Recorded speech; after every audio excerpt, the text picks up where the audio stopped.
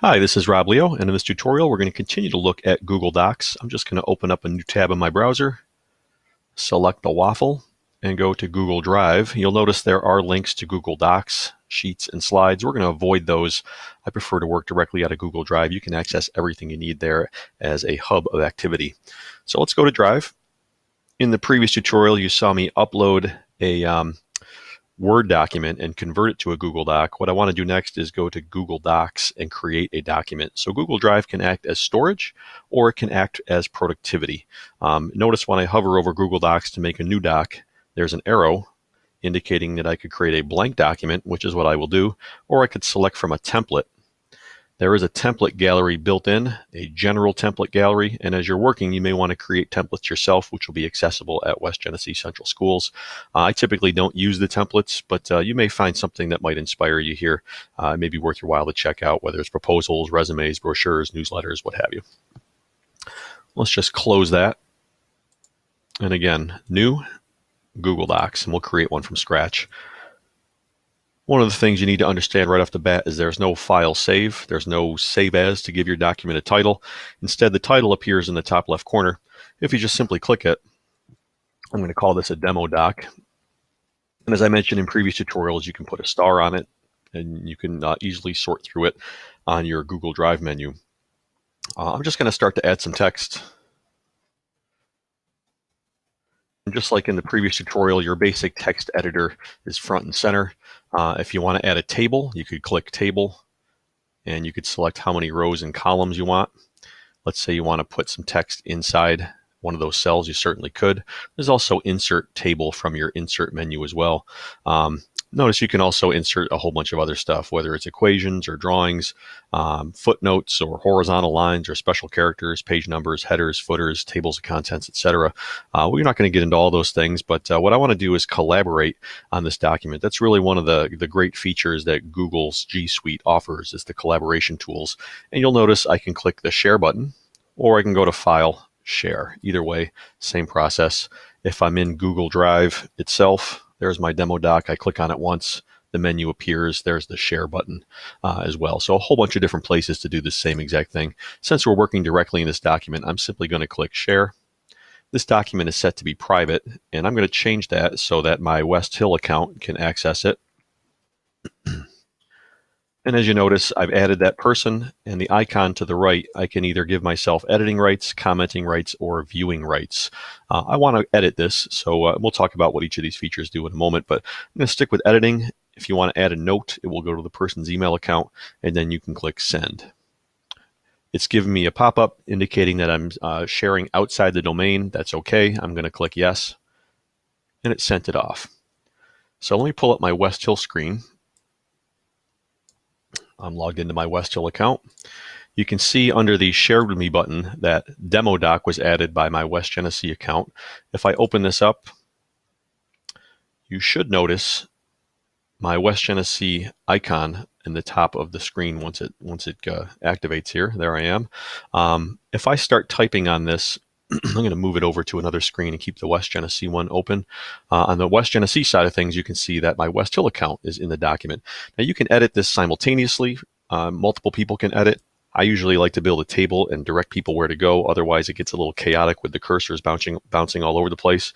But if I was to edit this from the West Hill side of things, you'll see that Rob Leo in the pink cursor, pink indicated by the underline of the West Hill icon, is letting me know that that person is now typing into the document.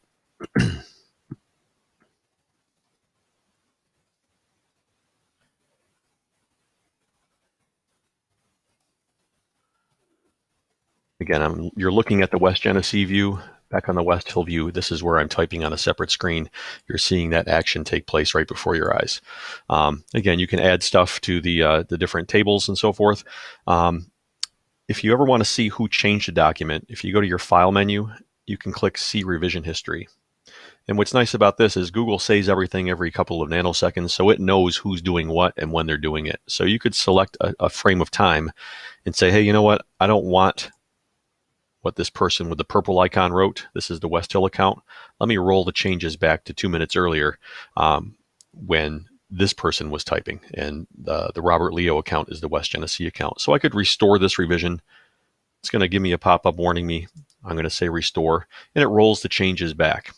If I go back to my See Revision History from the File menu, you can see that that becomes the most recent edit. And if I need to go back to that other one where the West Hill account had typed, I could simply restore this revision and bring it back.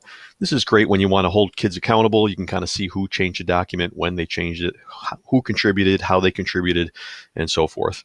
Let's go back to the share button. You don't necessarily have to enter someone's email address to give them sharing rights to your document. If you click the advanced menu, you can change the document settings in one spot. Notice right now this is set to specific people can access. In other words, let me change this. Sharing is turned off and I have to manually add someone to share. If I'm sharing within the institution, I could click anyone at West Genesee Central School District with the link, and I would then provide them with the link. The only caveat here is you have to be logged into your West Genesee account. In this case, I wouldn't necessarily have to provide a link. People could find the document. I'm not sure exactly how they would find it, but they could simply find it, and then this is set to view only, so they could look at the document. If I'm sharing with families, I want to set it up so that anyone with the link can view. Unless I do want other folks to edit, I could share that link with them. But for the most part, view only is a great setting to share with families. They don't need a West Genesee account. You don't have to be logged in. You can simply click a link and you could access the document for viewing. And of course, you could download it and save it and so forth. So let me just change this. Anyone with a link can view. And if I don't want view, I can also change it to edit, comment, or keep it at view. We'll talk about commenting in just a moment.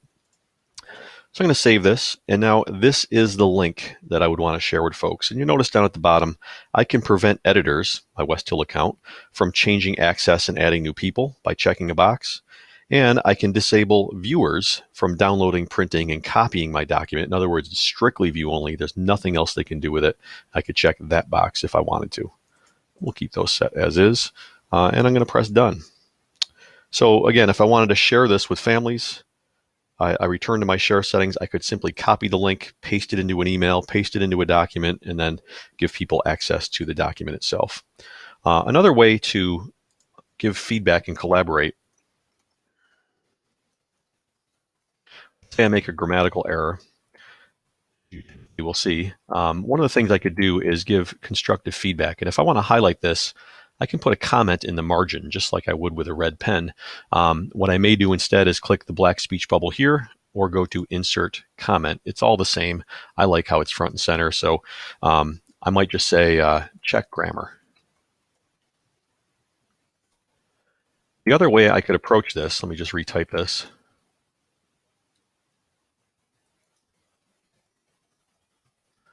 is I could highlight the word there, and instead of offering a comment in the margin, I could come up to editing mode and switch it to suggesting mode.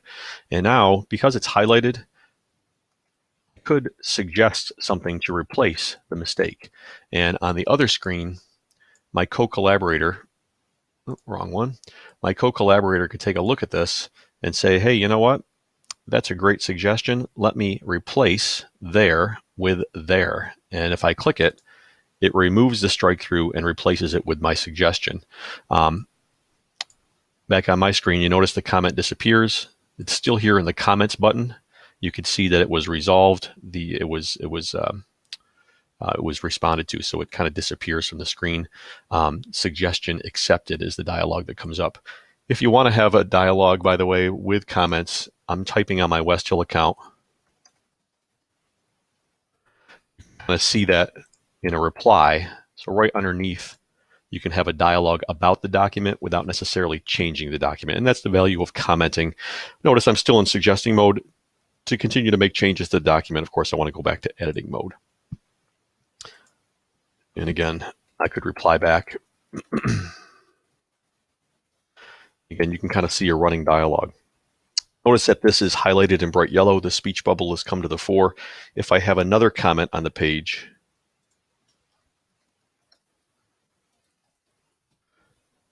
that will then be highlighted brightly as the speech bubble comes to the fore. So you kind of get a sense of what comment is affiliated with what line of text.